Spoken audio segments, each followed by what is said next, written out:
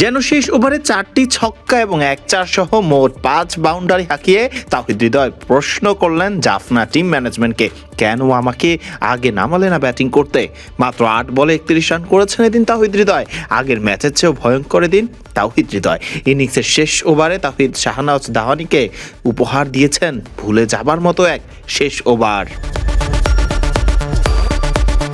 ইনিংসের শেষ ওভারটাই এদিন জাফনার হয়ে ব্যাট করতে নেমে ভালোভাবে পেয়েছিলেন তাওহিদ হৃদয়, আর সেই ওভারটাকেই লাগিয়েছেন কাজে।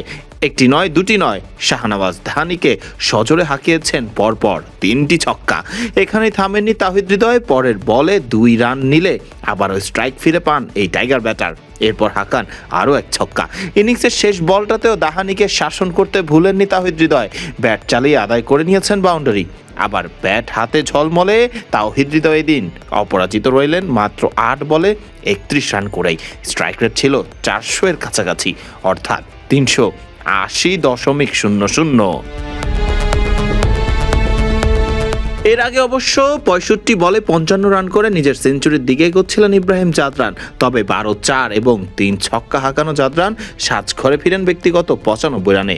কেবলমাত্র 5 রানের জন্য মিস করেছেন তিনি তার শতকটি। আগের ম্যাচে 3 নম্বরে ব্যাট করতে নামা তাওহিদ হৃদয়কে এবার ব্যাটিংয়ে পাঠানো হয়েছে অনেকটা পরেই। 6 নম্বরে তাওহিদ ব্যাট করতে নামার আগে ব্যাট হাতে রান তুলতে ব্যর্থ ছিলেন এদিন জাফনা কিংসের ওপেনার অভিষেক ফার্নান্ডো, ধোনিতওয়ালা লাগে এবং খোদ জাফনা কিংসের অধিনায়ক ভানুকা রাজাপাকসে। তাওহিদ হৃদয়ের এই দানবীয় ফিনিশিং দেখে প্রশ্ন কিন্তু জাগবেই। কে জানে, হয়তো আরও আগে নামালে তাওহিদ হৃদয়ের ব্যাট থেকে আসতো আরও রান। যদিও তাওহিদের 8 বলে 31-এর ক্যামিও সহ ইব্রাহিম জাদরানের 95 এবং কামিল মিশারার 19 বলে 44-এর পর 20 ওভার শেষে 202 রানের বড় পুঁজিটাই পেয়েছিল জাফনা কিংস।